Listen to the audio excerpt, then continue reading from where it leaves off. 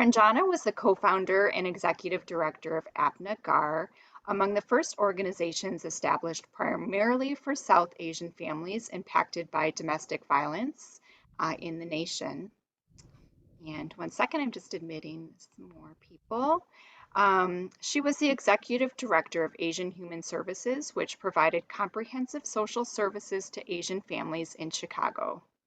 Ranjana broke barriers by holding leadership positions, spearheading new community and corporate partnerships within the Chicago Public Library, the Chicago Public Schools, and Chicago Community Trust. For decades, Ranjana has served as a cultural ambassador to thousands of Chicago area residents and visitors, as a teacher, guide, and community leader. She is an acclaimed Indian cooking instructor, as you'll see today, and designs culinary and cultural demonstrations, corporate and community events, and leads culinary and historical tours of the Indian community in Chicago. Thank you. Thank you, Jamie. Namaste means the good in me greets the good in you. And every part of India, we just don't have only namaste, we also have the bowing touch, but Sat Shri Akal, good morning, and Jai Shri Krishna, all of those are ways to greet each other. So I'm greeting you at the same time, welcoming you into my kitchen. And we are going to do some snacks, or what we would call the street foods of India.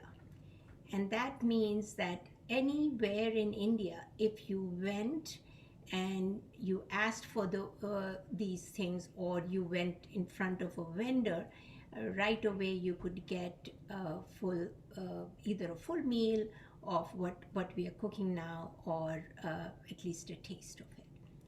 So I came to this country as a married young woman.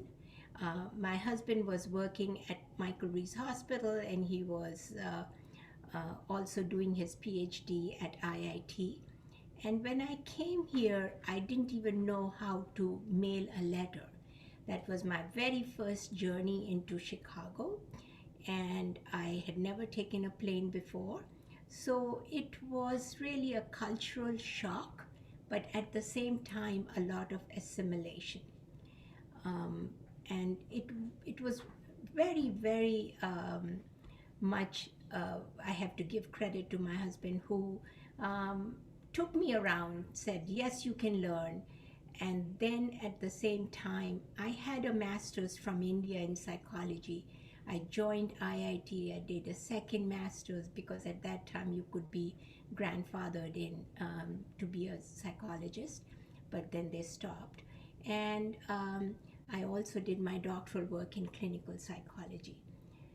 But more than that was this feeling that I am nobody, but I have to establish myself.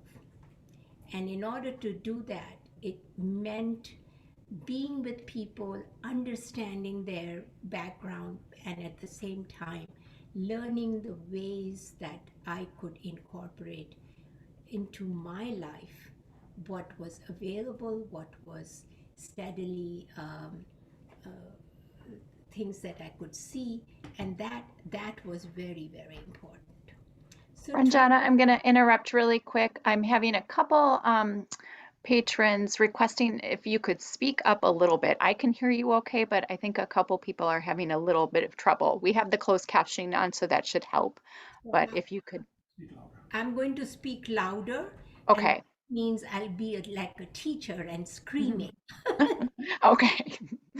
Okay, so what it is when you are one of 10,000 people in Chicago, when you couldn't even see, if you stood in downtown, maybe after 100 people you could see an Indian, or an Indian, Bangladeshi, Pakistani, Sri Lankan, Nepali, anybody, but only one person. And that person was so important to me at that time that I often stopped them and said, what is your name?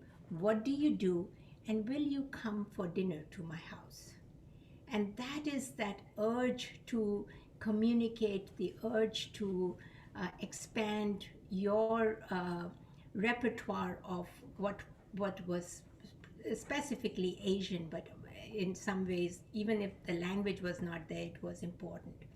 So the journey began with IIT, with people in Prairie Shores, but again, every time I met a person, I remember we were very spontaneous and we were able to say things about ourselves very candidly because we wanted to be accepted, we wanted to be included. And therefore, playing tennis or playing with the children or going out just to the park to see people and talk with them, all of that was very, very important. I am going to now go back to cooking and tell you that cooking was not something that I was skilled at, nor was I familiar. Familiar, yes, but not hands-on.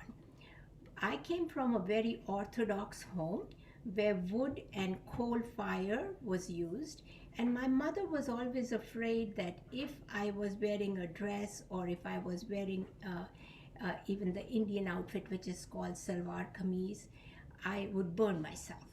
So she often dissuaded me from entering the kitchen. But more than that, that kitchen was like a sanctified area.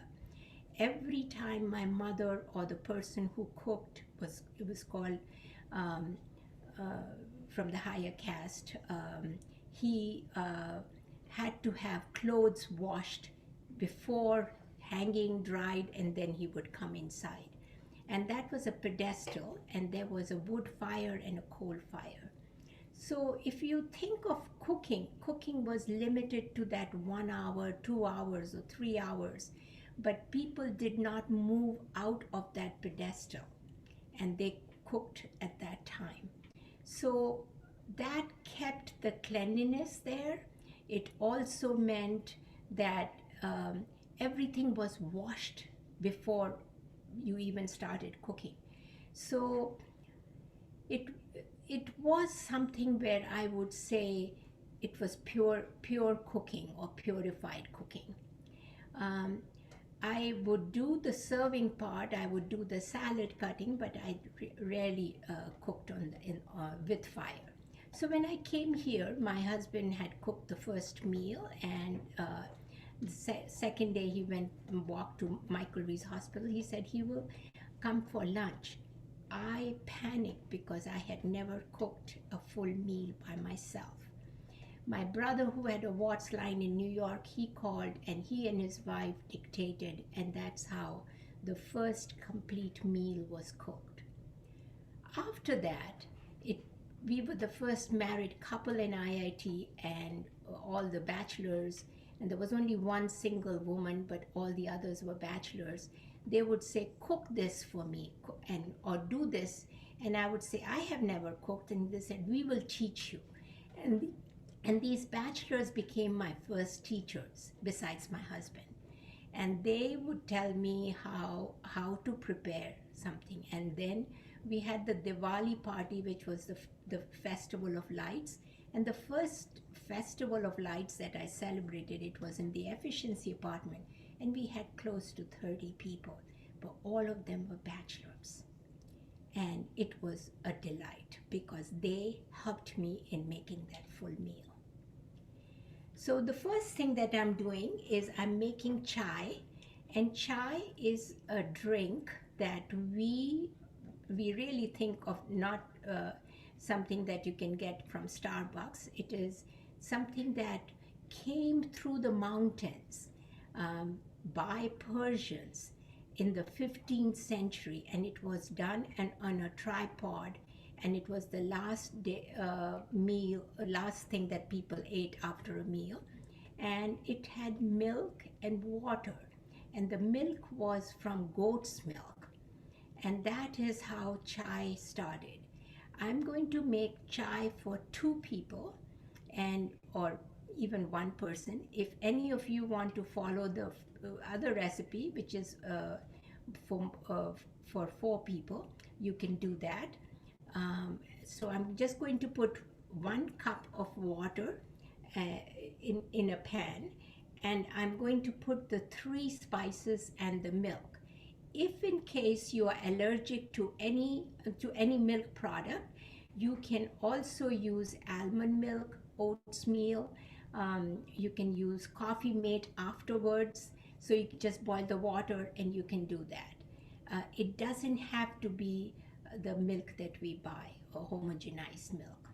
So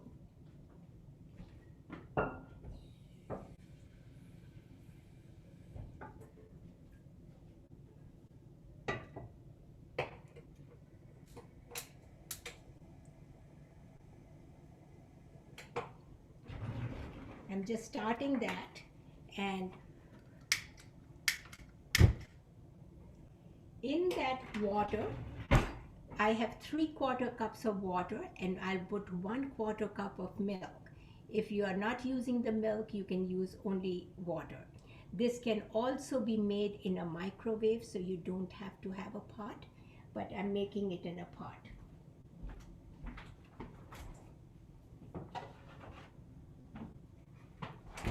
And you put a 1/4 cup of milk.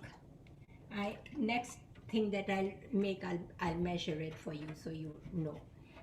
But because I have cooked for so long, I've been married for 54 years, so I've cooked for so long that it seems like I have the estimate of 1/4 and 3/4. So in that, now we are putting 3 spices. And again, all these 3 spices can be ground, and you can have a powder kept in a little jar, so that whenever you're making, you just sprinkle a couple of them. But I'm showing you the fresh things. You can also make with the dried and the fresh. So the first thing is ginger, and ginger is best when it is peeled with a spoon. So yes, you can use a knife, but a spoon comes out very handy. And all you're doing is you're peeling. So see how very quickly it peels, and then you just cut a little piece. So I'm putting the ginger, and it's about 1/3 teaspoon of ginger. You could grate it, or you can put the whole thing. And then I have cardamom, and I'm showing you on this. This is green cardamom, so I'm putting, you can put 1 or 2 cardamom, and you put cinnamon stick. You can either put cinnamon stick or you can put powder. So the 3 spices I've used are cinnamon, cardamom, and ginger. While that is about to be boiled, you take a cup out, and in the cup, if you like sugar, and you can use sugar, that's fine. I use equal, but maybe I'll make it with sugar so people can see it. So sugar is just about a teaspoon. You put that in already. And you can take tea leaves, or you can take Lipton tea. But remember that whichever tea you are using, if it is a tea bag, that goes straight into the milk mixture. And you close the lid, and in 1 minute this will be ready. So this is how tea is made. Now, all throughout India, and I'll show you the map of India, every place has its own unique way of making chai. And even though it came from the northwestern states, it is now drunk everywhere, except in the southern part of India, coffee is more popular than chai. So can you show the, so I'm going to show you a map of India, and tell you where this cooking is from and how. So chai came from the mountains here, and everywhere the chai recipe varies. I am from Uttar Pradesh or UP, and this is where the two rivers meet, and there is um, big university. All our prime ministers before they went there. And my husband is from this town, which is Ujjain, and this is how much the arranged marriage that meant in 3 weeks they traveled that much. But the tea is grown right here on the foothills of Himalayas. And Assam is where the tea comes from, and it's picked leaves dried in the sun, and then they are packaged. Coffee comes from southern India. The food that we are cooking today is from northern India, but it's available at any place, especially in the railway stations. All of those foods are popular. So, And then, Ranjana, we had a quick question. How much cardamom were you using? I use 2 cardamom. You can Okay. use even one, and that is fine. Um, but I generally have in a bottle, and I'll show you the bottle, all the 3 things, even the dried ginger, the cinnamon, and the cardamom. They are almost equal amounts. They are ground in a coffee grinder, and they're kept inside. So then I don't have to open boxes and take things out. I can do it, just sprinkle with from the top. So if it's already ground, about how many teaspoons then would you do per Suppose, serving? supposing you had to make tea every day Hmm. for a month, you would take about 20 cardamoms and two sticks of cinnamon, and then about an inch, a tablespoon and a half of ginger, and then just make it into a powder, and then or mix it together as a powder, and then sprinkle it. Okay. So I don't open the boxes every time, but today, because we are illustrating, I want to show you how it's done. Okay, great. So the tea is ready. So how do we know if the tea is ready? The color has to change. So it's no more the color of the milk. It's a milky. You can see it how the milk and the tea have all combined, and then you can just use a strainer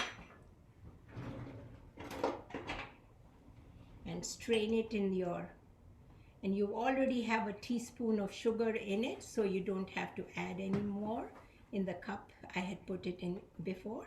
So this is your tea, and then you can decide which way you want to stir. You can do backwards, frontwards, straight, but this is ready.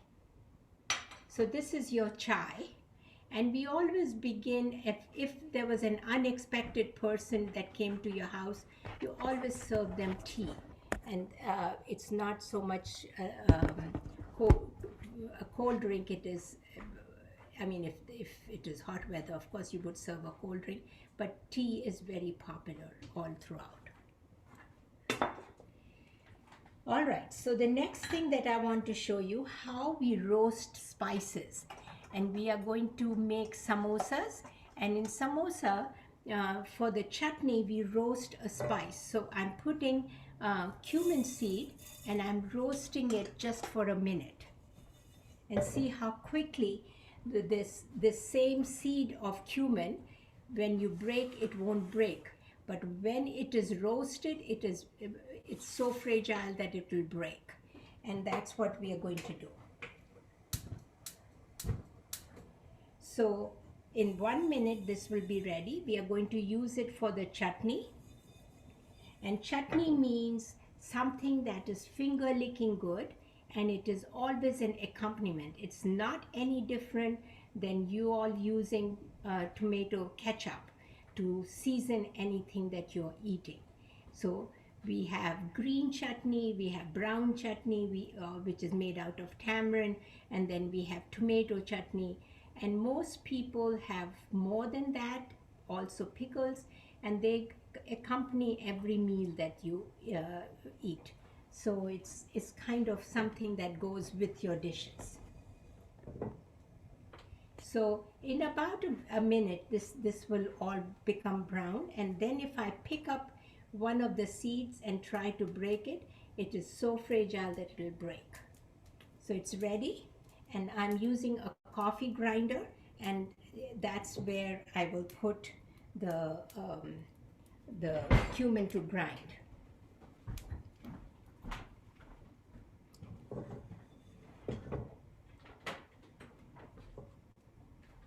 So here's my coffee grinder.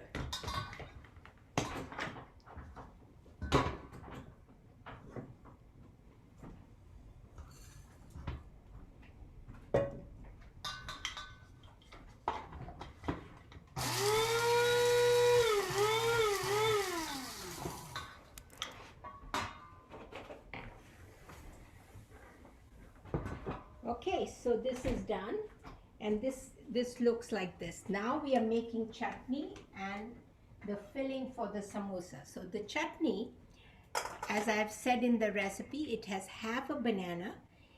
Instead of banana, you can use apples, apricots, any of the fruits that you want, as long as they have a sweet tart taste.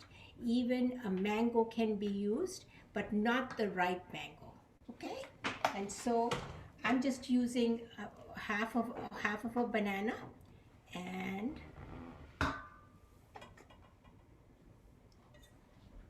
so this is your cumin.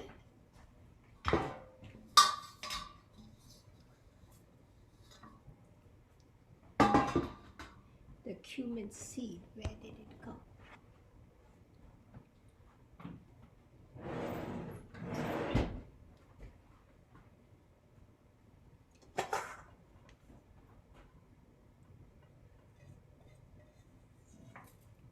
Okay, so here I have this, and then I have fresh coriander. Now, fresh coriander, if you wash it and keep it in the fridge, it becomes very bad very quickly. This is the best way you can put it. That means in any container, you just put a little bit of water, and this is almost 4 days old, but it is still very fresh. And it has the stems with it.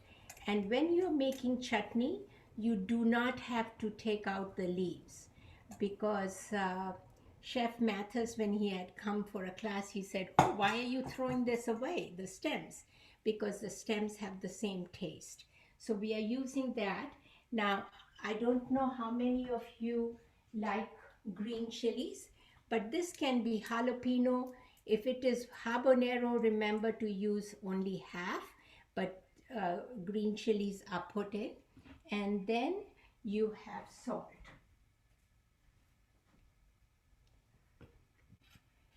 So whenever you are making a chutney, if you do not put water in the blender first, or lemon juice with it, you will find that it takes longer time. So I'm going to put some water, and I'm putting some lemon juice. So the water is just about a 1/4 cup.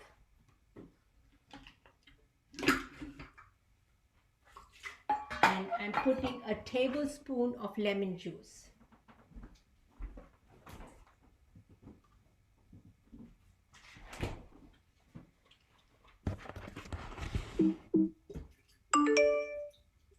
So put that, and then you put all of these things. This is called mise en place. That means you prepare beforehand and you don't get confused afterwards. Where are my things? So I'm putting all of these things in.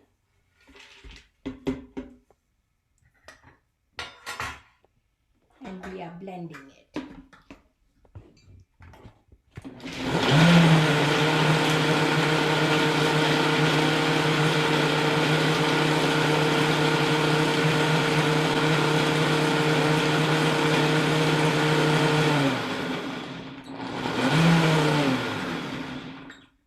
Now, the important part is that in India, initially, this was done on a big stone with another stone, and we would grind it very fine. But this has to be finger licking good. So the way you find out if it is finger licking good is you can put your finger in and taste it. If it is, there are three tastes that must come. One is salty, second is tart, and the third is hot, which is green chili. So I'm going to taste for the three and make sure that the blend is good enough and we can have it as an accompaniment. It's good. So now you take that out and it looks like this.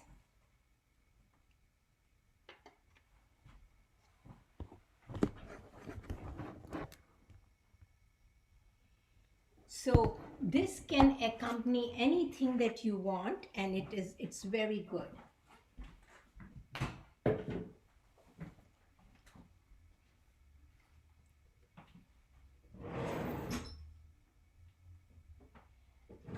The next thing that we are doing is we are making fresh potato filling, and so the potatoes are boiled beforehand. And this is how a potato would look. This is boiled with the skin, and once it is boiled and it is firm, it is not mushy, I take that out and take the skin, and now I'm cutting it. And before I cut, I put all the spices that I would need for the samosa. So let's put all the things that we would need. This is again the same concept as misan pla. So the first thing that we put is cumin, and this recipe that you have was printed as the first Indian recipe in Chicago Tribune in 1974. And what is so important is that at that time people were not exposed to the Indian food, so the word curry powder was used instead of garam masala. And we are then just, so if you want green chili, you don't have to use red chili, but I'm just putting a little bit of red chili. And then there is the coriander, which is double of the cumin, and the same amount as the cumin seed, we put fennel seed.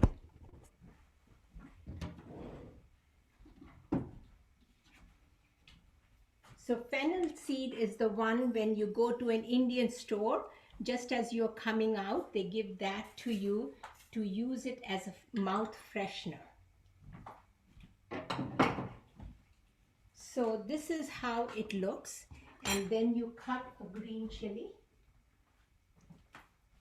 So it will not make it very spicy, but instead of using red chili, I'm using green chili.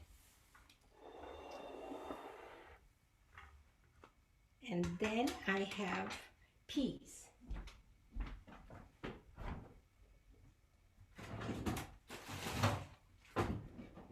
So this is frozen peas.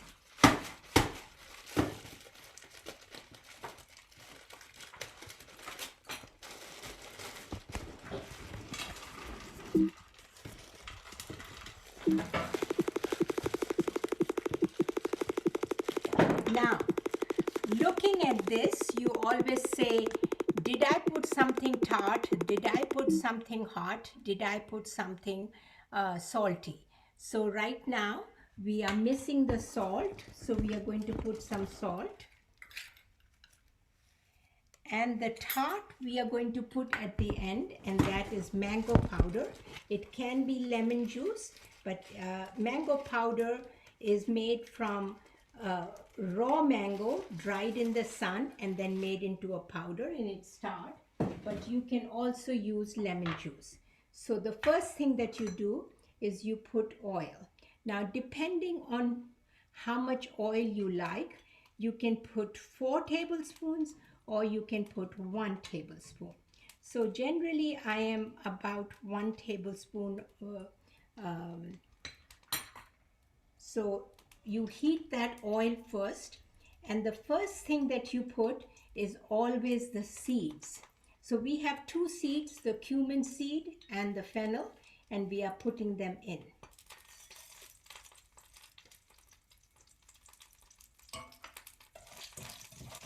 So stir it for just a couple of times and then put the rest of the things in.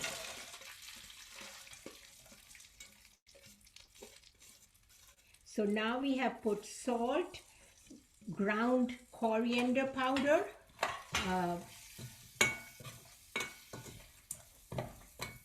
ground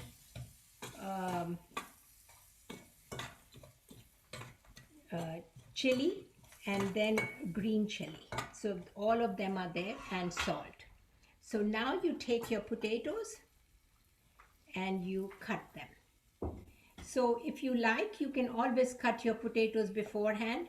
I am more comfortable with cutting it right at the time. So I'm just cutting the potatoes. But you can cut them beforehand. So remember, they are boiled potatoes and peeled. You cannot put the peels in. Also, there's no turmeric in the samosas because the shell, if you put turmeric, it will become, the shell will become yellow. So you don't want that to happen.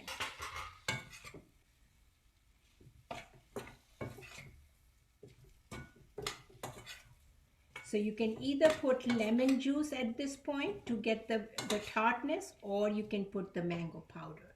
So I'm putting the mango powder, and it's about a 1 teaspoon of mango powder. So remember, salt, mango powder, green chili, you can put red chili if you want, and then some coriander. If you don't have the ground coriander, don't buy pre-ground coriander because it takes the smell out and there's not much of potency. So you always buy coriander seeds, and this is what the seeds look like. So the seeds look like this. And you just grind it in the coffee grinder. That makes it very fresh.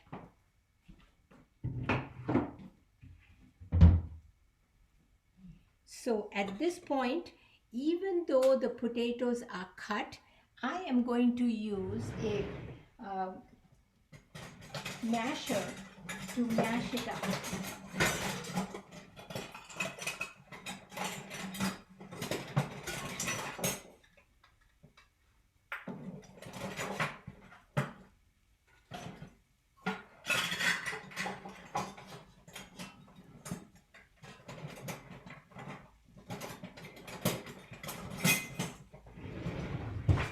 So here's the masher, and I'm just mashing it one time all the way. This makes it like double cooked potatoes, and they are also very crisp. One can say, why can't you boil it a little more and let it be mushy? But this makes it crunchy, and that's what you want. You want your potatoes to be crunchy that are filled in the samosas.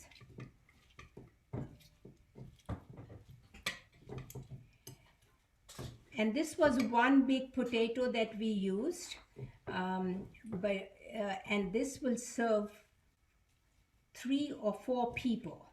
That means 2 samosas each.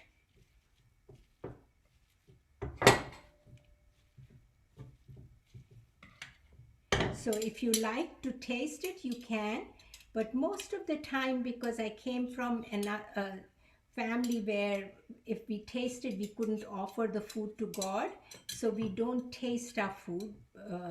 We always think that we've done a good job, and God will, if there are any misperceptions, God will forgive us.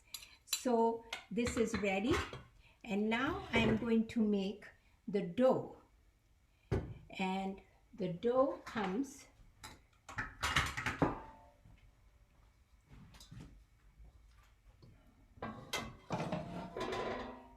So this is all-purpose flour, and we are using 1 cup of all-purpose flour.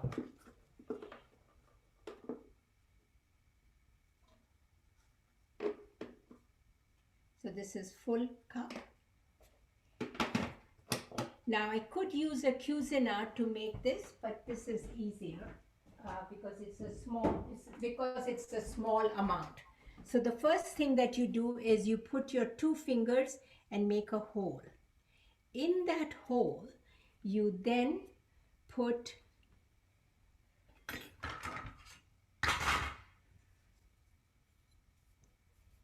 some oil. So the oil comes up to the brim, and it's about 1/10 of the flour. And then you put salt. So this is not any different than a pie dough, except pie dough you use cold water. In this you don't use cold water. And I'm using only one hand, not the other hand, and I'm just mixing the oil and the salt first together and making sure that if I was to put this in my fist, it comes together. So see, this is what I'm meaning, that it comes together. At this point, I then take some water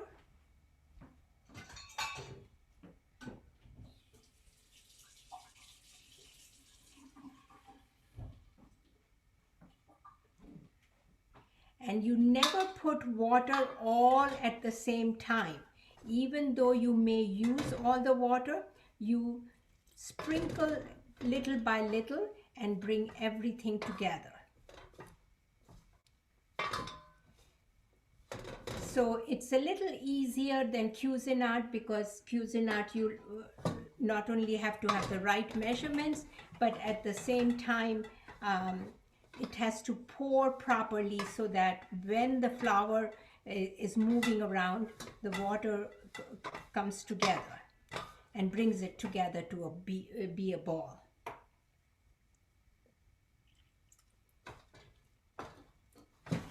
So this is done, and now you use your core to make sure that the kneading is done properly, because if you don't knead it properly, then it will become flaky in the and not be able to be fried very well. So I'm pressing with my hand and making sure that I have nothing left in my hand, because we are frugal cooks and we don't want anything wasted.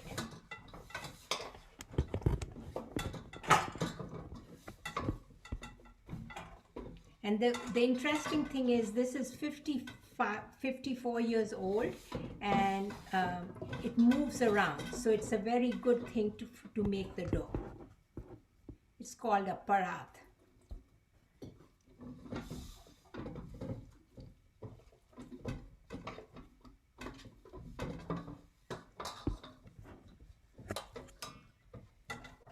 So now knead it almost like so that it is smooth, and this is ready.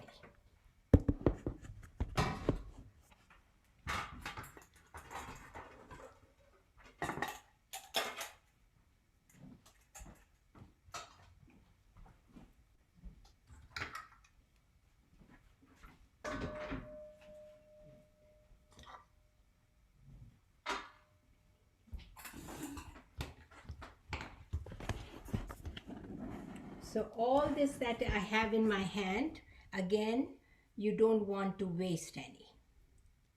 And it will come out because there's oil in it, so it will come out very quickly.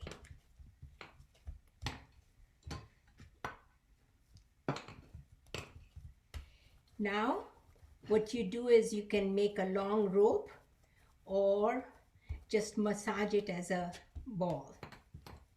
And then take your fist, and this is how you break a fistful. Once you have a fistful, you press it down And there are shortcuts. I'm going to give you all the shortcuts so you don't have to spend so much time, and you can say, I made samosas myself, but I only took 15 minutes.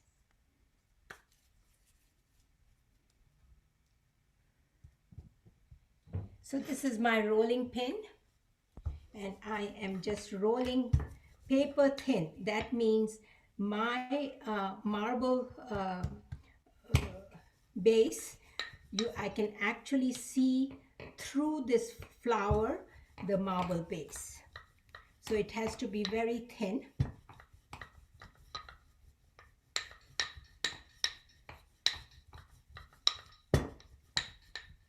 Then there's one thing that has to be done, and that is you take the flour,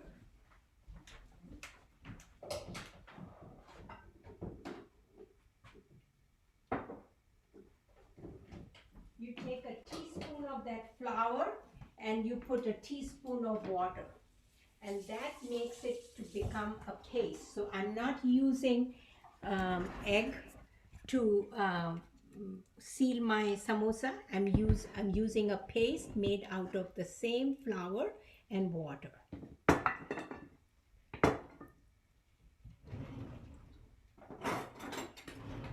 So at this point, you cut it into two. So there are semicircles, and you take one of them, and only on half of the straight side, you put that paste, and that paste overlaps with the other one.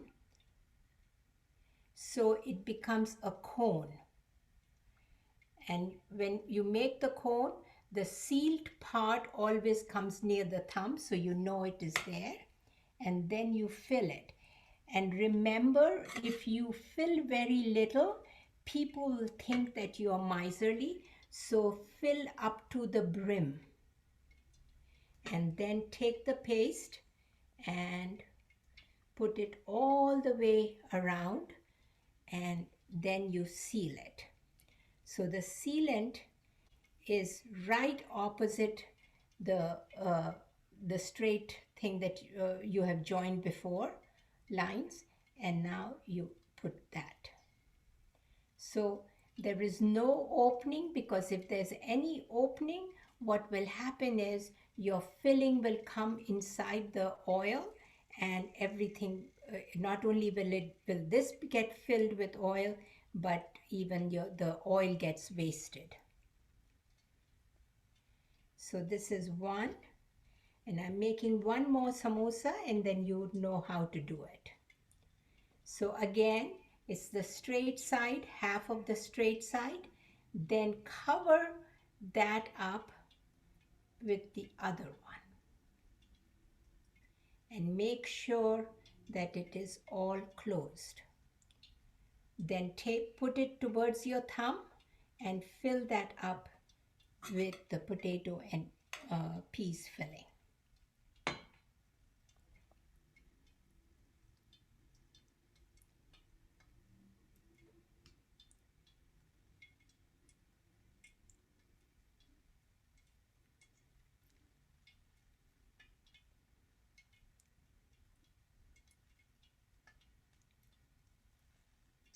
So you can make jumbo samosas, which are like big samosas. And if you want, I can make one of those. These are the small samosas. They are not cocktail samosas, but they are mid-size.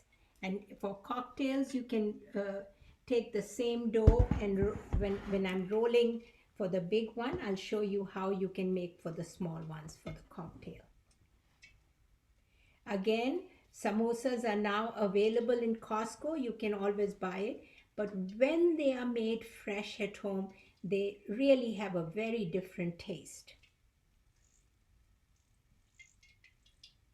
And if you want, you can use phyllo dough, or you can use white tortillas. And the same white tortillas, you dip it in cold water, bring it here, cut it into half, use that same paste, and they come out perfect. So you don't have to toil as much. and it comes out good. So use phyllo dough or use white tortillas. And now I'm making jumbo samosas, so you know what a jumbo samosa would look like. And that at least people will think, oh, you've given them something substantial to eat.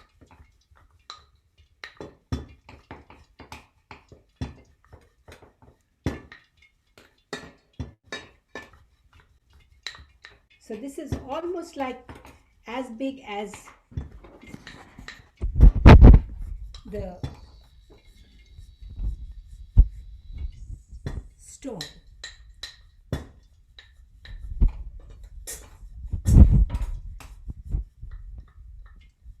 So it's as big as 9 inches almost. Now, if you were making big samosas, you cut them into half like this. If you were making cocktail samosas, you cut them into fours, and they come out very good too. But I'm just going to make one big samosa and then show you how cocktail samosas look like. So again, put only half of the straight side with that paste. That paste goes over the other one, and then bring it towards your thumb and fill it up with your filling.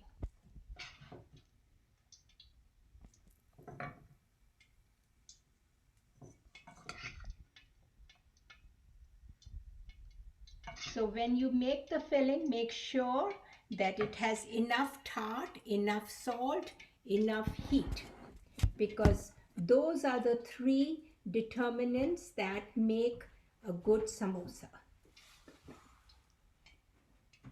besides cooked potatoes. So see how I'm putting the paste all around, and right opposite where that sealant was, that I make a pinch, that pinch and this join in marriage, and then I make. Now if you want to make it very fancy, sometimes we take the top and we make a edging. So the edging looks even prettier, but it doesn't have to be. Now the cocktail samosa, there are two straight sides. For the two straight sides, only one of the sides you put half of the paste and you cover it up.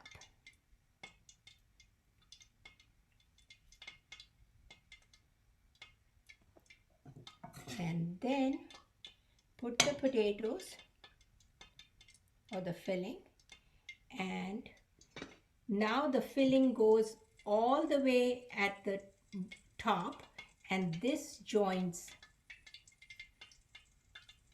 So this is your cocktail samosa. And make sure that they look shapely and attractive enough that people can say, yes, she's made good samosas.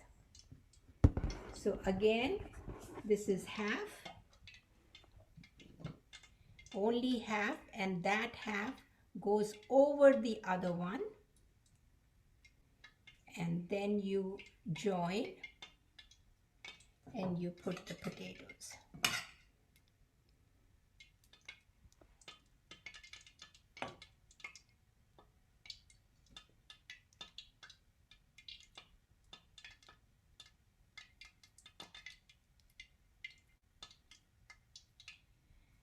So the most important part is whatever you use, whether you make your own dough or the phyllo dough or the white tortillas, everything must be sealed properly, and this white glue that I've made out of half of flour and half of water, that becomes very useful. So how do you know if your oil is hot? Don't ever try to put a finger in because you will burn. So what you do is you take a little piece and you put that in. If that comes right up, which is it hasn't come, it went sunk all the way in. So I'm going to wait a little bit more because the oil is not hot enough. So you can make a lot more samosas out of this, but if there are children in the house, this is a very good thing that you can do while the oil is getting hot. You make this, and it's called savory or sweet snack for the kids. And what you do is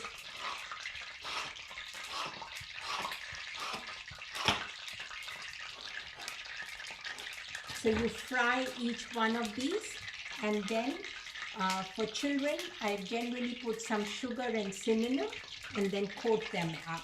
But for adults, I just leave it like this, and it is a salty snack that they like. So it's just showing you how that same dough can be used. Now my dough is ready. I'm going to put some in, and see it pops right up. That means it's ready. So I'm putting all of these in.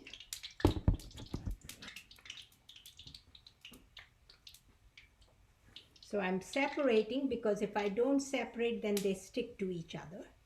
And then you put your samosas in. When you're putting them in, make sure that the seal part is done. Otherwise, anything can open and you don't want. So make sure that your oil is hot enough. Test it by putting a little piece, that when it pops up, you know that your oil is hot. And never put the samosa or anything that you're frying right in the middle, because the oil will jump up and your hand can burn. So always put it from the side.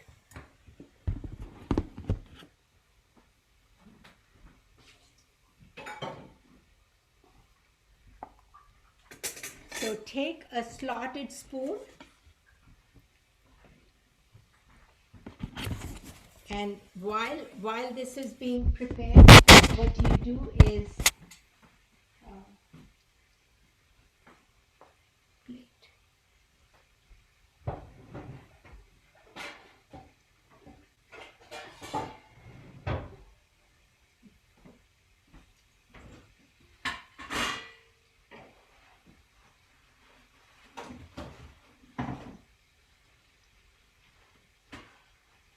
so you have your plate ready to take it out.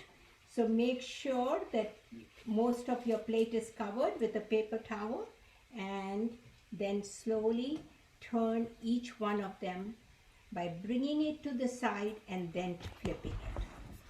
Do not try to pick it up and then drop it again, because you can again burn yourself.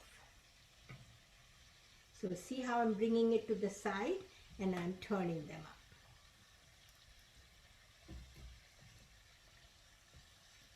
And it has to be golden brown, so I'm watching for the golden brown. And I'm going to show you the next chutney.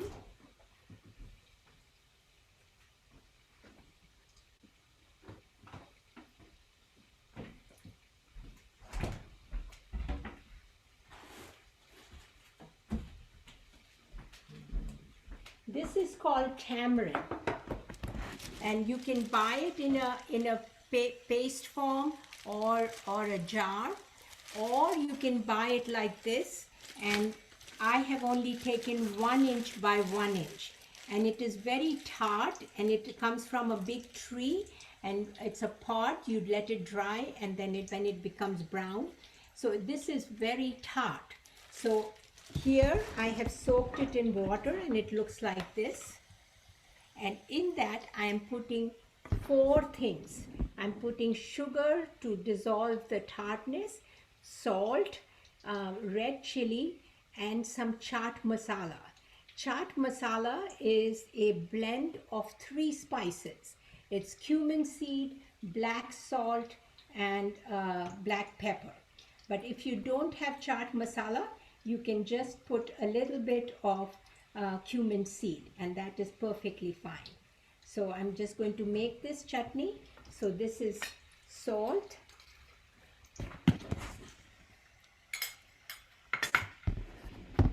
and chili, and then sugar.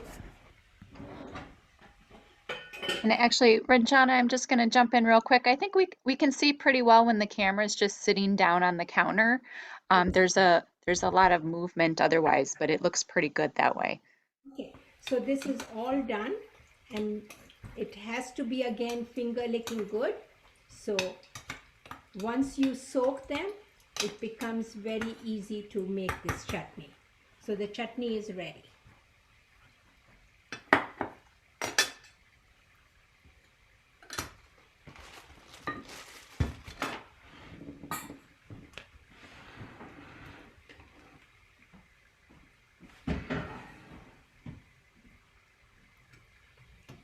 So you see the color now? It's like a golden brown or pale golden. So it looks like this. You take it out.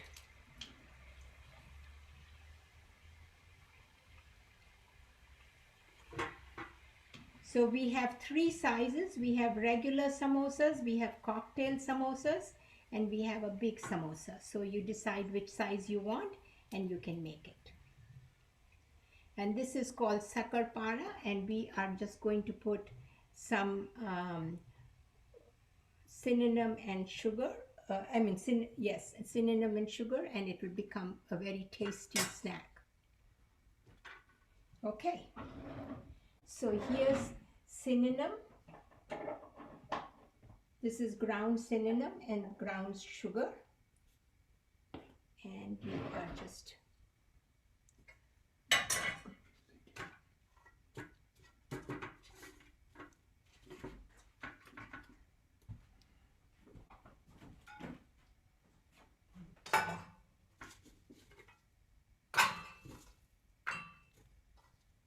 so just for those leftover pieces that you think you don't know what to do with them, you can make into a snack.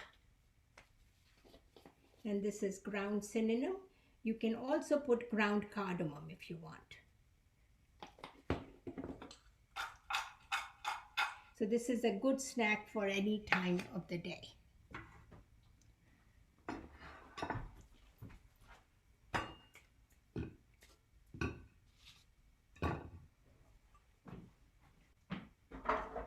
Okay, the next thing we are making is called Badam Barfi. And then we will have a lot of time to talk about India, about your feelings, and how we can do interactive understanding. So bhel is what we are making, and bhel is again a street food. But first we'll make the dessert, which is a dessert made out of almond flour. Initially, when I came to this country, I would take the almonds, soak them overnight, peel them, and then I would grind them in the mixie or blender, and then dry the whole thing and then put the sugar. But now we have almond flour and we can use it very quickly.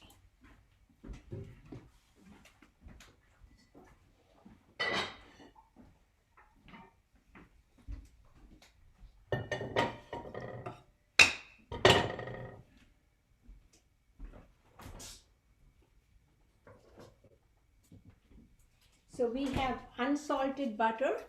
I have not made ghee, but if anybody wants to learn how to make ghee, you take unsalted butter, you heat it up on very low heat, and then once it starts foaming and the top part, the foam that comes out, you remove that, and the bottom one is just the oily part. You put it in a jar and it will solidify into ghee. So ghee can be made with unsalted butter. So right now I have lined my pan with butter, and this is almond flour.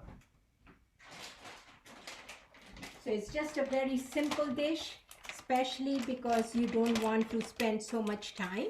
So now you take 1 cup of almond flour,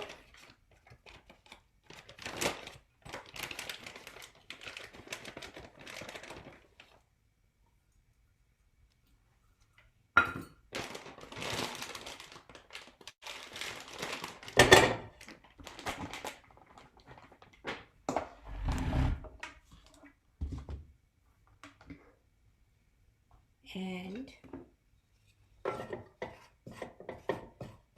you stir for about 2 minutes so it gets a little roasted and more dry.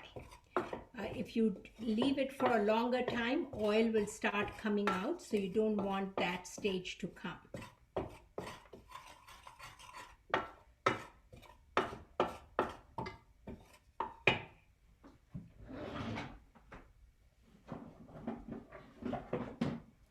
And this is real silver paper. So real silver paper is pounded with silver. Real silver is pounded, and then it looks like this. So we are going to use that as a garnish.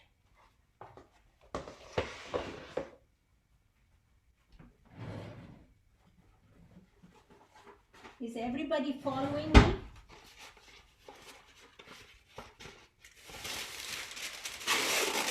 So we have parchment paper.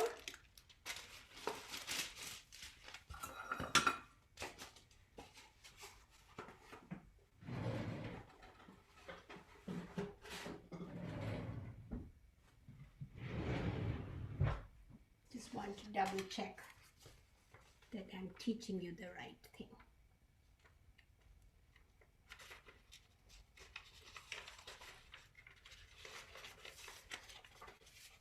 So we are just crushing some cardamom,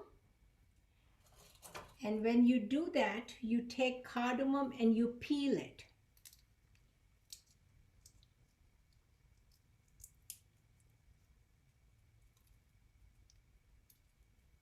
So I'm taking the seeds out of cardamom by taking the shell out, and the shell I can use even for tea, but I cannot use the shell for the dessert.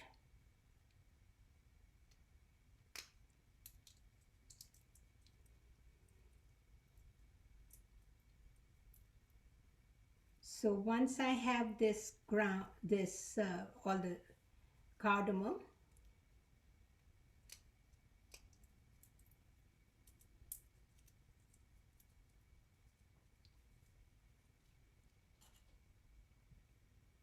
if you are apprehensive, you can always peel these cardamom beforehand, then they don't give you any sense of fear, because sometimes they stick.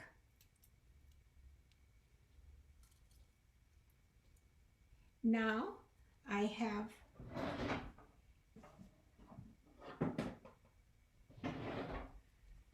a little mortar and pestle, and I'm going to grind this.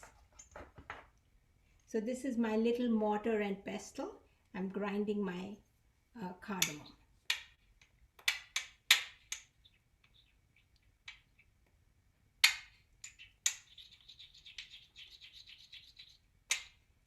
Because it's such a small amount, you cannot put it in the coffee grinder. It just stays around it.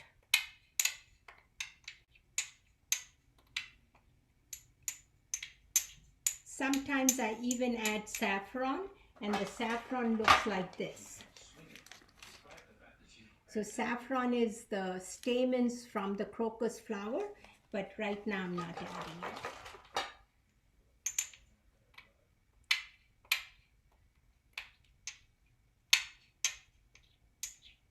You must be wondering why I'm doing it right over this, because I'm very afraid that anything will pop out and I don't want to lose it.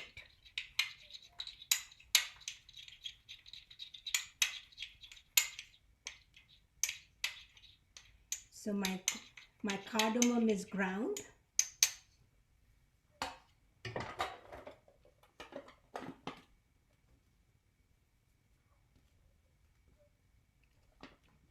Maybe we should find out if you all want saffron in it. Then I can put saffron too. The saffron gives a very nice color.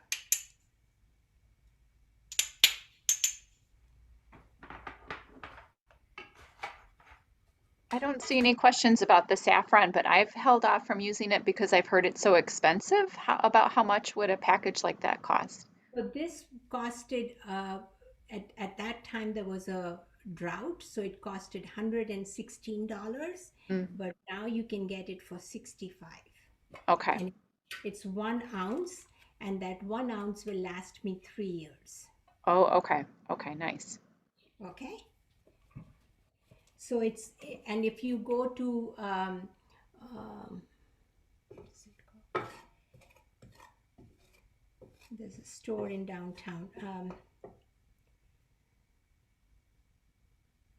World Market. Yeah, the World Market, you can get a little thing for about $3, and that lasts you a long time.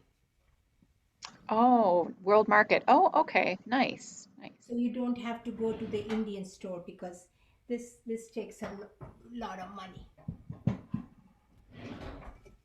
So now this is ground. I mean, it's a little heated up, but I'm going to let it heat a little bit more, so it should become light brown, but it's not light brown yet. And in that, then I just divide it into 3 parts, and the 4th part becomes sugar. So that's a good thing to have. You can make this with almond flour, or you can make it with cashew flour, and walnut also. All 3 of them come out very good. So the big part is that the flour has to be, you can put more butter if you want. Maybe I will put some more butter so that it gels a little bit more. So first I had just coated, now I'm putting some butter so that it comes together. And when you are making this, make sure that not only the butter dissolves, but the grains start coming together, and when you put them in the center, they don't spread. That's the biggest part that you want to know.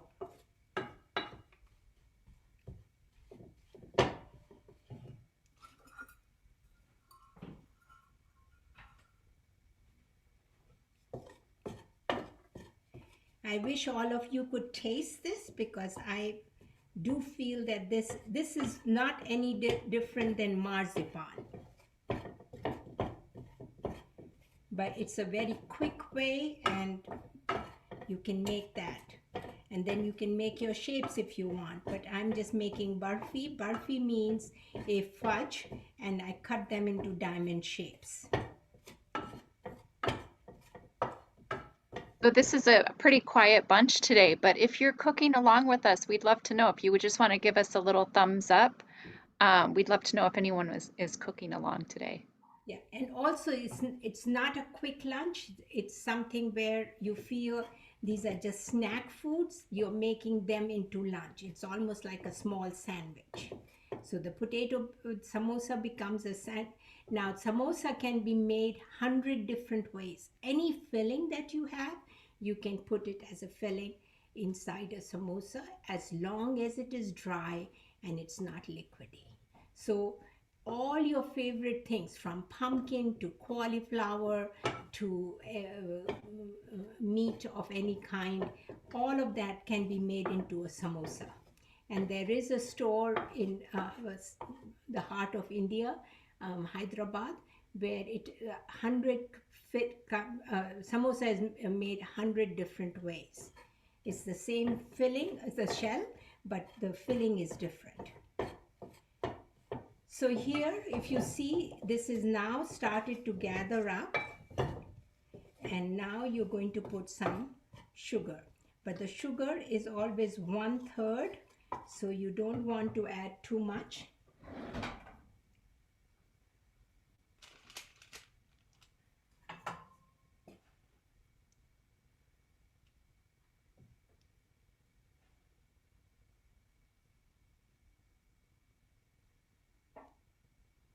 So I put 1/3 of sugar,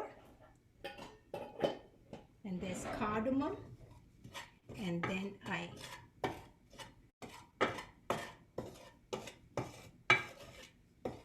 so I think oh, it says boil water and sugar. I did not boil water and sugar first. I'm just mixing it. Now I'm putting water in. So both methods are fine. The one that I have given, that's what I used to do earlier. So now I'm just putting some water in.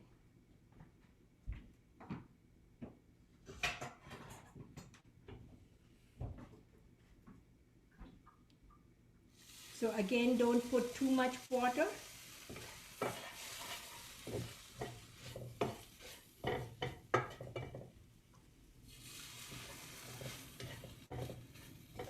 So for this much, I am just going to put about 4 tablespoons of water.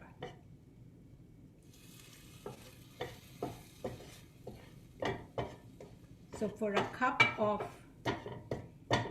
and the way we find out, this is a very interesting Indian concept. We take this and we put it on our finger and make sure that it doesn't stick on our finger. That is how we know that it is ready. But I wouldn't suggest for you to do it because it's very hot.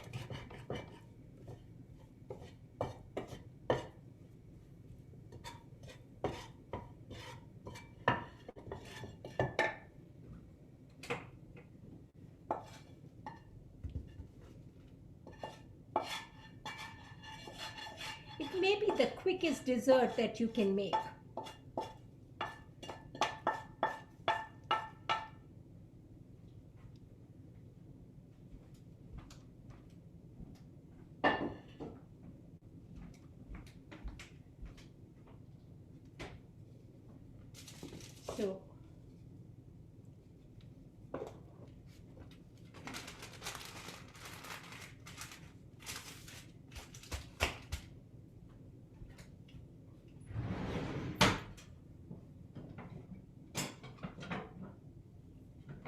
So I'm just using a bigger rolling pin, and with that rolling pin I'm just rolling this.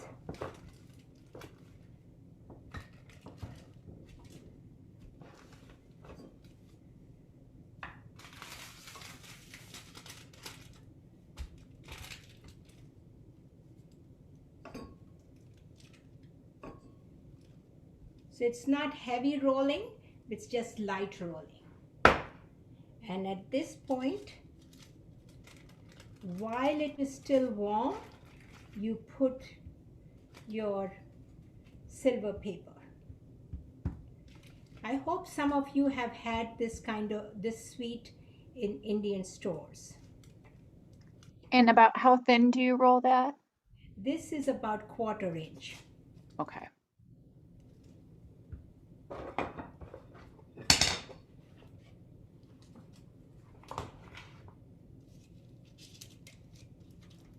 So you can buy the silver paper.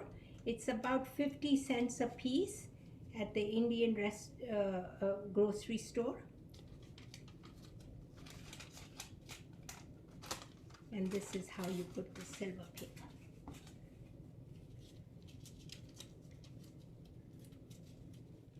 So you always take the sheet out and then put it straight on that.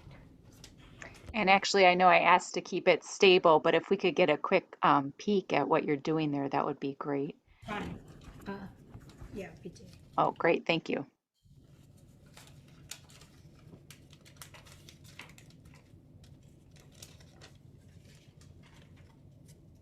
So what is the silver paper exactly? This is pounded real silver, Okay. but it's edible. And because it's edible, and it's made only in Banaras or Varanasi in India, and it is something that is decorates all our sweets. Huh. If you go to Indian stores, maybe not every sweet, but when they make it special, they will do put the silver paper. And then you take a knife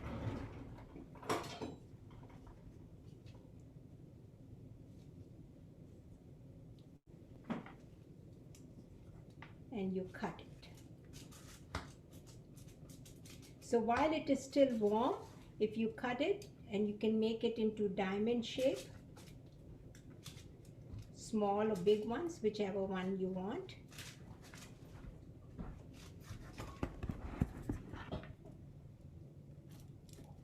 एक plate वहाँ से कर दो. Blue plate, small blue plate.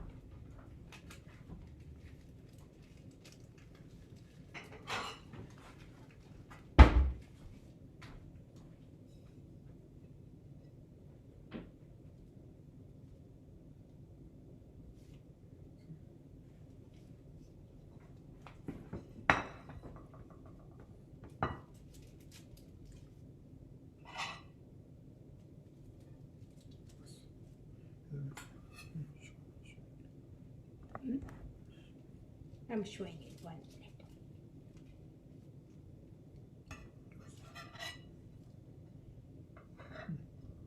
Okay, so this is how it looks.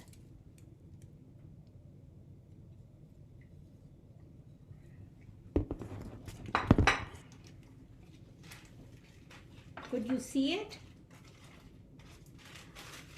Yes, thank you. Okay. Now the last thing that we are making is called bhel, and we made the 2 chutneys already. So there's the green chutney, which is the coriander chutney, and I'm going to give you variations for the green chutney, so you know that if you don't have existing things at home, you can still make them. So the first thing is it has to have something green. It can be mint, it can be coriander, or it can be even what is it called? The nasturtium. Those leaves can also be used. Then in that you put green chilies. If you don't have green chilies, you can put red chilies. That is fine. And then lemon juice. I put fresh lemon juice. Reconstituted lemon juice. You can put fresh lemon juice. You can put tomatoes if you want. That also gives the tart. And the other 2 spices are cumin and salt. Cumin is dry roasted because it brings more flavor, and salt. And then you use one of the fruits. So it can be coconut, it can be banana, apple, pear, apricot, any of those fruits. And sometimes you can even put raisins. And that is how this chutney can be modified with whatever you have at home. The next chutney is the tamarind chutney. Again, the tamarind is the slab that I buy, but you can buy it in a jar, and you can buy it at any of the stores, even World Market and other places have that in the jar. And once you bring it, then there are 4 things that you must add. There's sugar, there's salt, there's roasted cumin seed, and then if you want chaat masala, you can add that. But the sugar, salt, and roasted cumin seed is very important. So that becomes your other brown chutney, which looks like this. And this is a sweet chutney compared to the other one, which is a green chutney. So we are going to use that green chutney now to make bhel. And I'm putting all these things away because we're not going to use them. So I wanted you to see what garam masala is. And garam masala is whole cinnamon stick, bay leaf,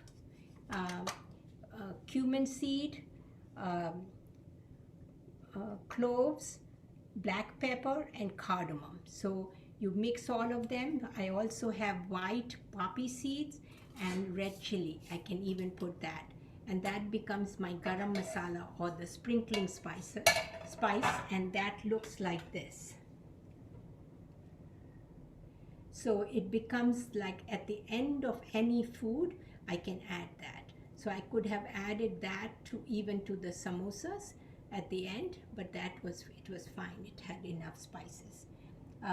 So that is something.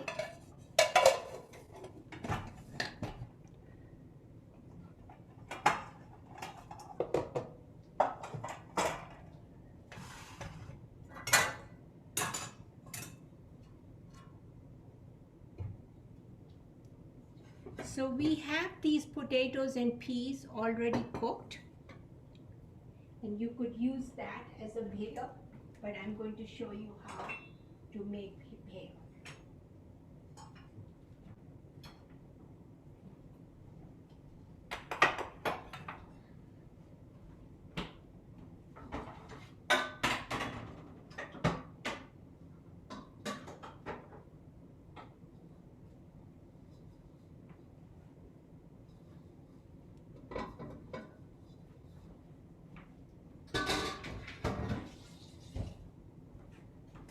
Bringing another plate.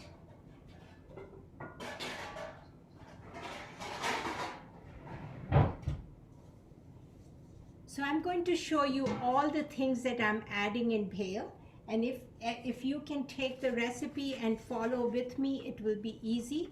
And this is something that you can modify with what you have. If you have potato chips, you can always add potato chips. If you don't have them, how I'm making that as something where whatever I have as snacks, I'm putting them together. So the first is a tablespoon of garbanzo beans. So this is what garbanzo beans are. And then I have black beans, and I can put frozen corn, so I'm putting that in. Instead of frozen corn, I can use the same potato and peas, because the corn will taste very much like the peas. So I have these potatoes crushed and peas.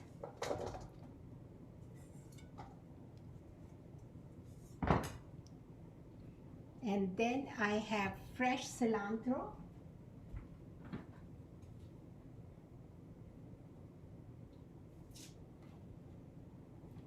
So whenever you have fresh cilantro, you can put it on the cutting board and cut it, or if you have these spice scissors or herb scissors, you can use those. They cut very well. So what I'm doing is I'm mixing first the fresh ingredients, and then I'll put the dry ingredients. And when you eat it at any of the vendors, they have all this ready, and all you have to do is say, I want 2 batches or 1 batch, and they will put it together. So here,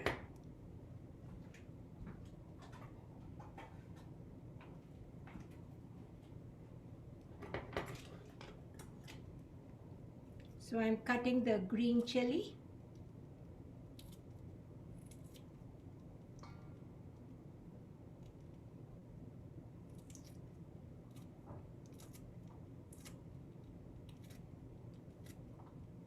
Again, you can put less if you don't want it so hot.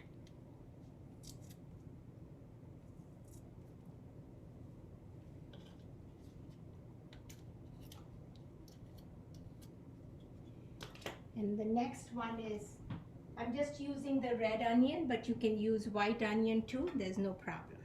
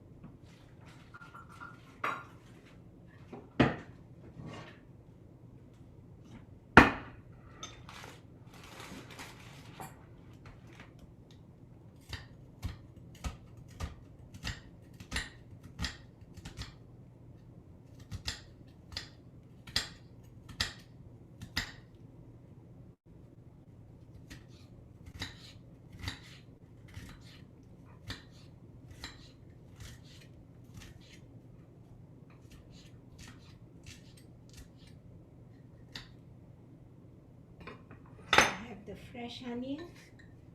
You can use red or white onion.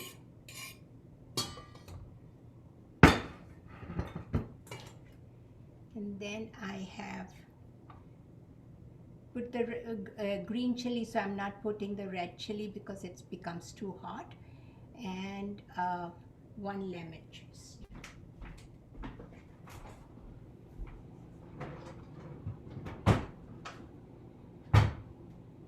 So whenever you're using a lemon, roll it up. You will see that you'll get a lot more juice, and that's important.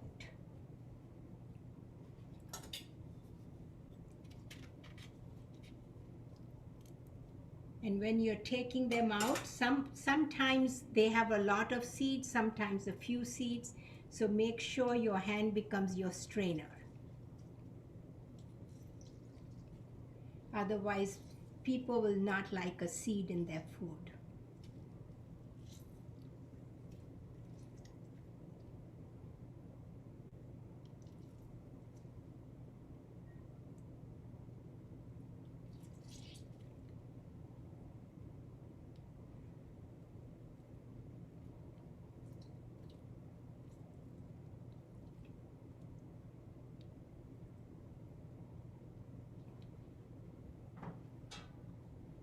Okay.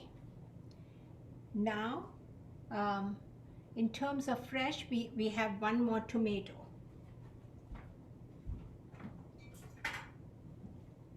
So we have these baby tomatoes, we can cut them. And always make sure that whatever you're using as fresh things, they are washed beforehand, because especially nowadays, you really don't want any pollutants.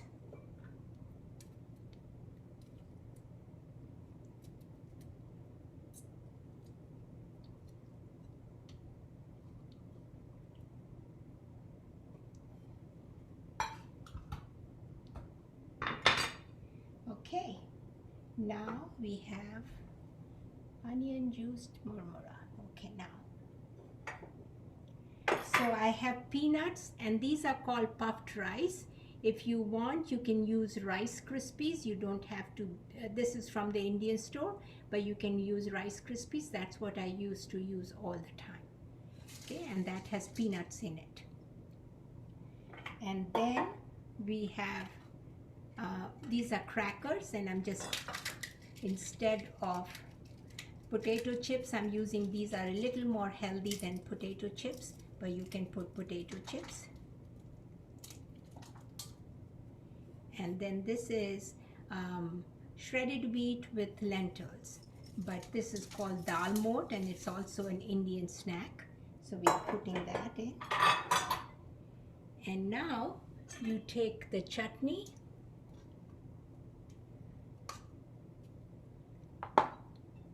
both the chutneys, and you mix it up.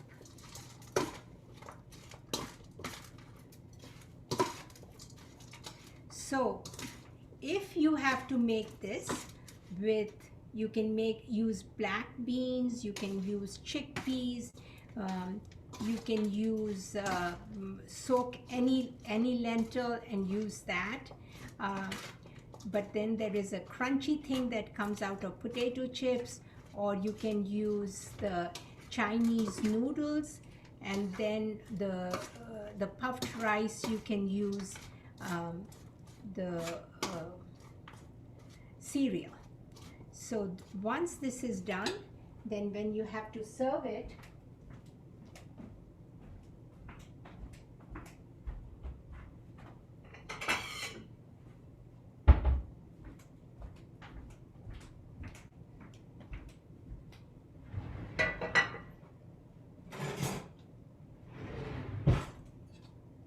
take the ladle, and you can line it up if you want. I'm not lining it up, but here. So by pressing it, I'm getting the same shape.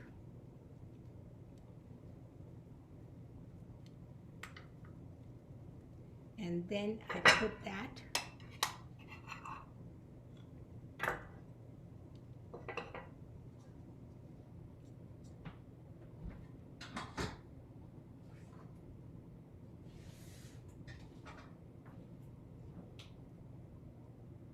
Okay, so this is ready, and I'm just showing you how samosas are ready and the two chutneys.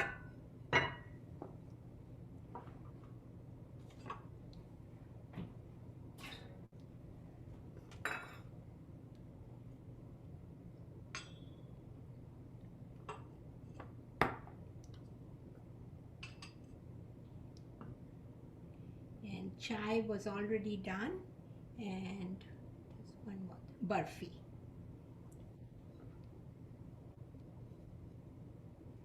Okay, so we have had a cup of tea, and we have made samosas, and this same samosa can be made out of puffed uh, pastry dough or white tortillas. Um, then we have bhel, which can be modified to your taste. That means something crunchy, something green, all the fresh ingredients that you like, tomatoes, onions.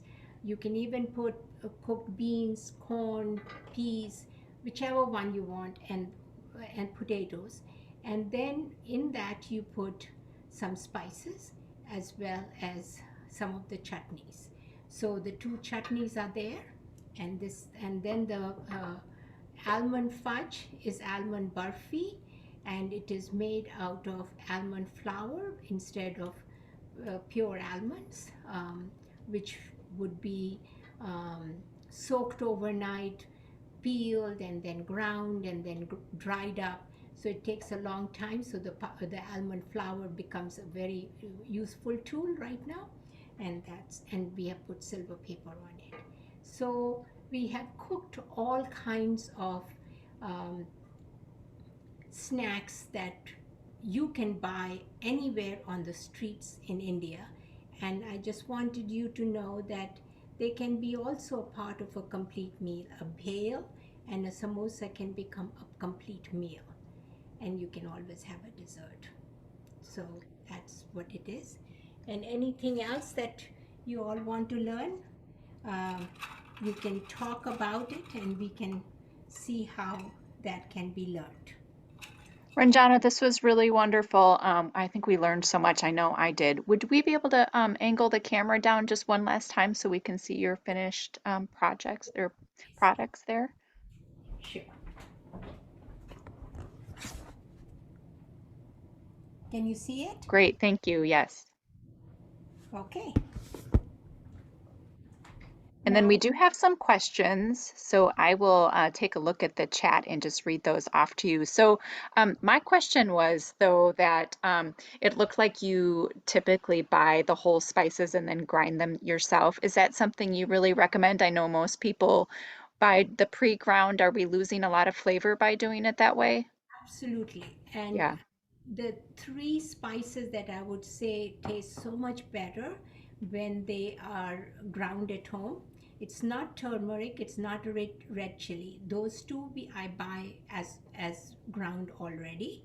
But the most important one is the garam masala. Garam masala is all throughout India. There are different proportions and different ingredients that are used for garam masala. Um, that is one that if you grind at home, anything that is roasted, if it is roasted and then cooked, it would come out good. Coriander powder tastes such a difference when it is ground at home with the coriander seeds, not fresh coriander but ground coriander seeds. And especially if you let the coriander grow longer, you will see that seeds come out just like that. So it's very important. If those spices are ground at home, it will make a difference. Um, Especially if you're cooking a good meal, you must make sure that the last spice, which is the garam masala, is fresh. Okay. And is um, cilantro the same as coriander? So the cilantro plant? Cilantro, coriander and Chinese parsley is one and the same thing. Okay, interesting. Karen is wondering, do you primarily cook vegetarian? I only make vegetarian food, and a full complete meal for me is a bread and two vegetables and a lentil, um, along with some kind of yogurt drink, a yogurt dish. And the yogurt dish, I always take fresh yogurt. I make yogurt at home, and with the fresh yogurt, I beat in tomatoes or onions or sometimes puffed rice, and put salt, the roasted cumin seed, and the red chili. Wow, nice. And then you've already kind of answered this question. Karen's also wondering what else can you fill the samosa with?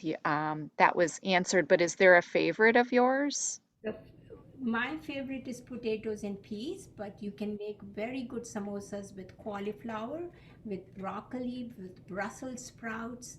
Um, since I'm vegetarian, I can't suggest much of meat dishes, but anything that is dried meat, you can fill that up, and that would be perfectly fine. Remember, it has to have a tart taste, a salty taste, and a hot taste, a red chili taste. Nice. So once that is added to whatever you have cooked beforehand, that can become a filling. But it has to be dry, because if it is liquid, it will come out. Okay.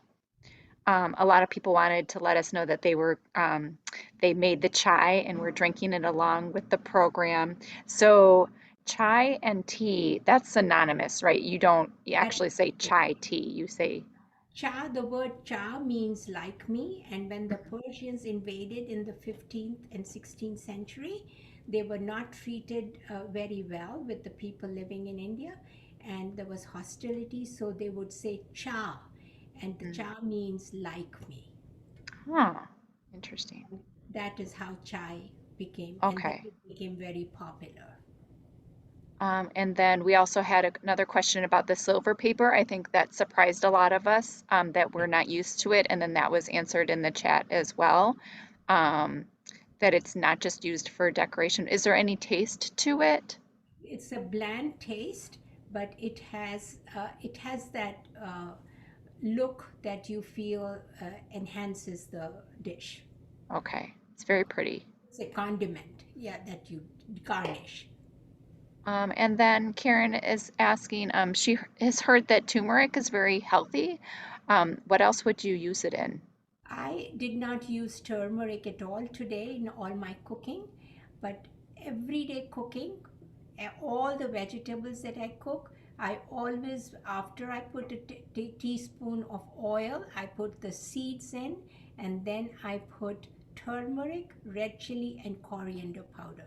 The turmeric, you cannot put two teaspoons to a cup of vegetable, because it will become bitter. So turmeric has to be done in small quantities, not big quantities. But I use turmeric in everything that I cook, savory, and everything that I cook on a daily basis. Okay, interesting. Um, okay, great. And Well, this is what turmeric looks like. I don't think I explained that. So this is So this is turmeric. This is turmeric powder, and I'll show you how a raw turmeric looks like. And this can be made out of the flour, but I buy turmeric. Then there's red chili, mustard seeds, cumin seed, mango powder, coriander powder, and this is carom seeds. And then this is garam masala, which is a blend of 5 spices. That is 3 C's and 2 B's. uh, um, Cardamom, cloves, cinnamon, and then bay leaf and black pepper. So they are all in equal amounts. They are ground in the coffee grinder, and that's what it looks like. It's very flavorful. Even if I put a quarter teaspoon in a cup or a big bowl of food that I have cooked, it enriches the taste. okay. I love that tip about the coffee grinder. Now, do you have a separate grinder that you use for spices and for coffee? So after I grind my spices, if I want to use it for coffee, I first clean the top up, and then I put 2 tablespoons of raw rice, make a powder out of it, and then throw that powder, and then it is all clean to grind coffee. And Oh, not be any flavor from the spices into the coffee. okay. Nice. That's great. Um, okay, I don't see any other questions in the chat. This was so informative. I'm very hungry right now. I think I'm gonna go try something So here. if you want, I can tell you a little bit about my life and Hmm. what it meant, but it's not really related so much to cooking. No, I think we'd love to hear it. That would be great. So basically, I got married when I was in my master's program. I was 20 and a half, and it was an arranged marriage. And one day I saw my husband. I didn't talk with him at all.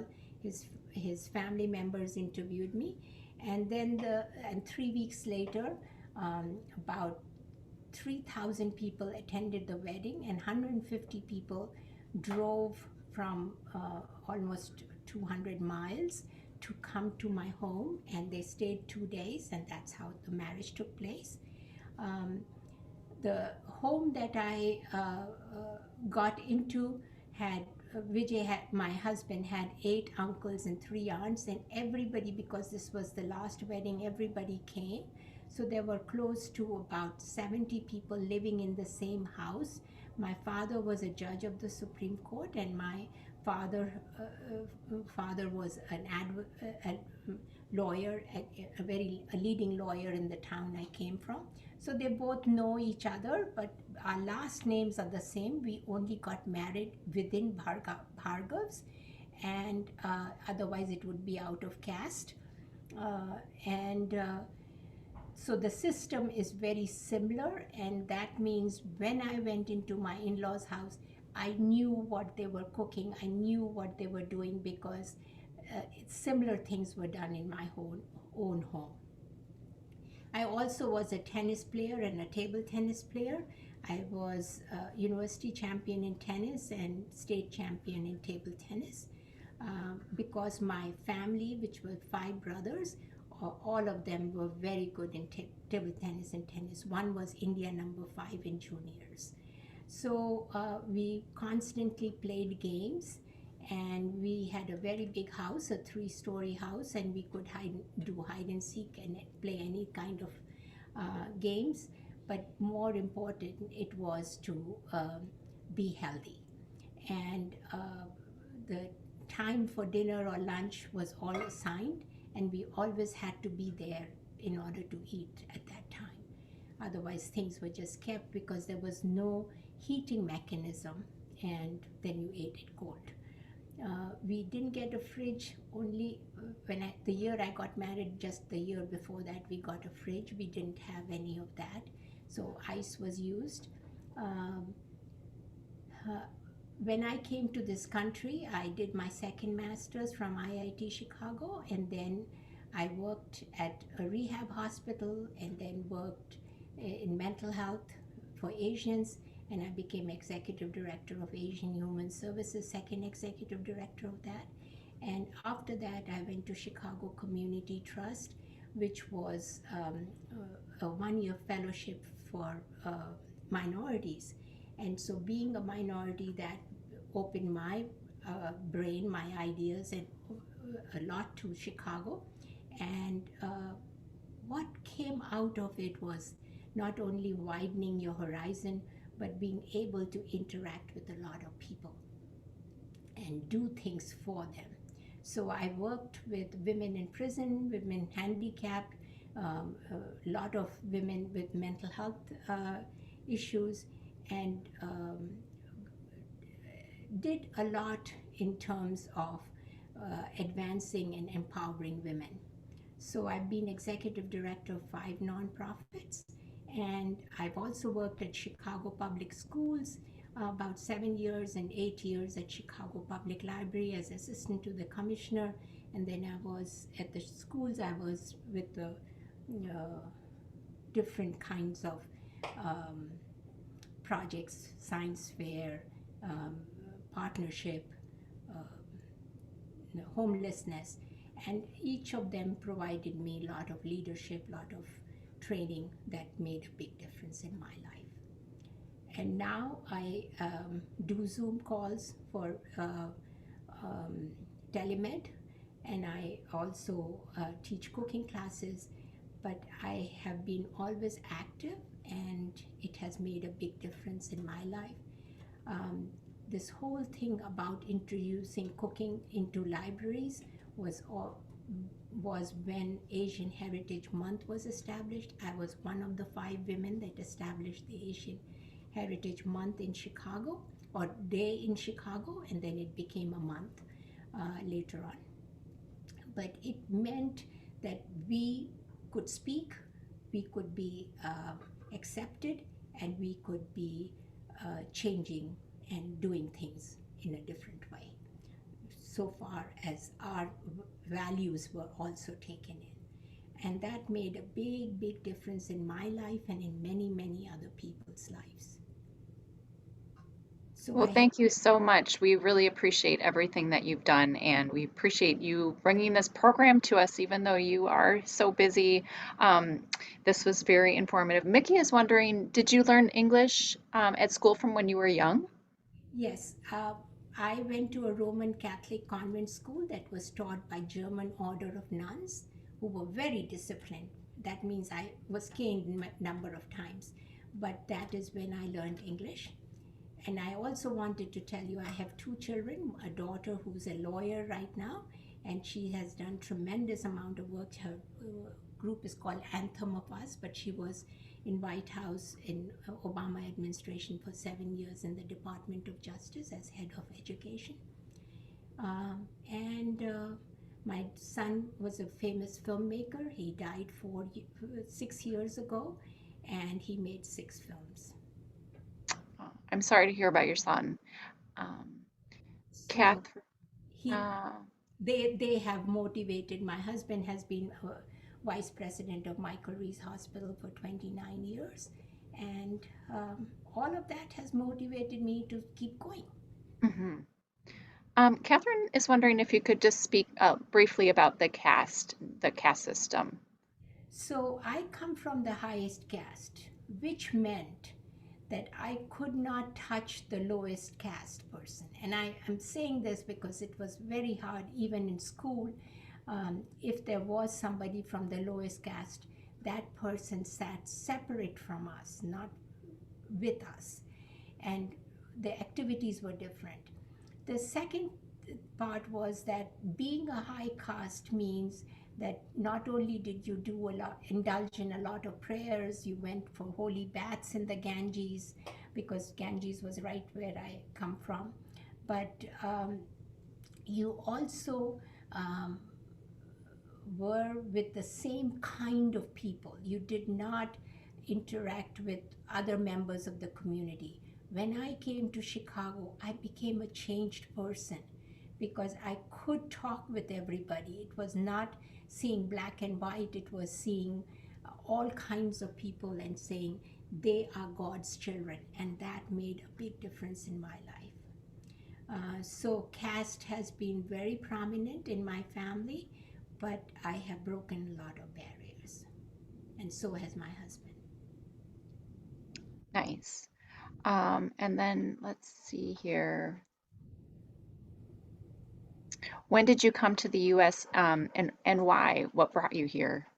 So I came on July 4th, 1968. I got married in December of 1967, but I finished my master's and then I flew and I came to Chicago. And I was in Prairie Shores, which is on 31st Street, um, right near IIT. I used to walk to IIT. But after that, uh, I, I really felt that uh, by interacting with people in Prairie Shores, in the buildings, I learned a lot about not just assimilation, but not judging people from their caste, creed, class, whatever. So breaking those barriers was very important for me. Nice.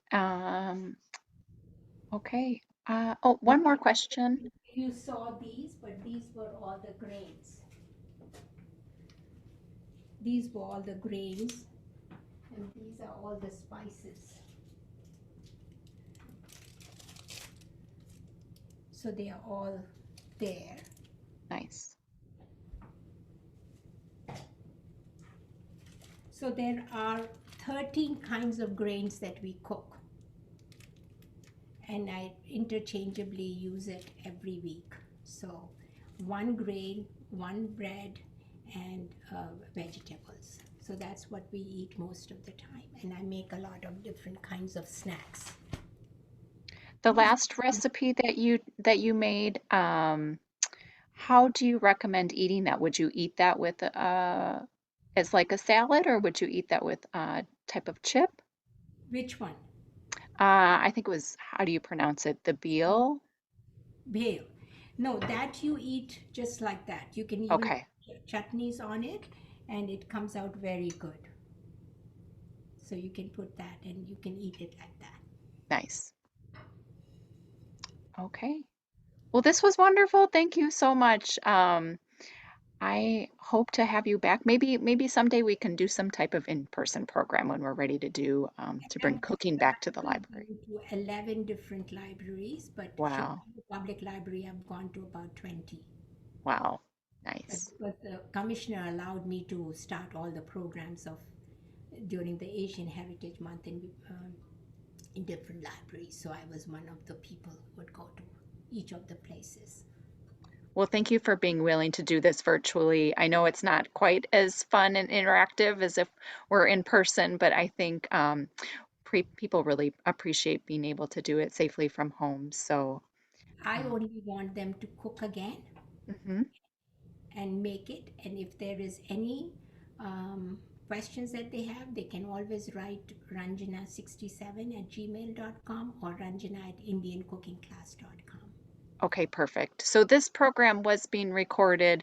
I will be emailing everyone who was registered with the recording, so you can look back at it if you need to, and then I will include Ranjana's email as well. So if you do want to reach out to her, feel free to do so. But It's all about enjoying and having fun and being yeah, healthy. that's right. All right. Well, you have a great rest of your weekend, and hopefully everyone is going to be enjoying some of your recipes this weekend. Thank you so much. Thank you. All right. Bye-bye.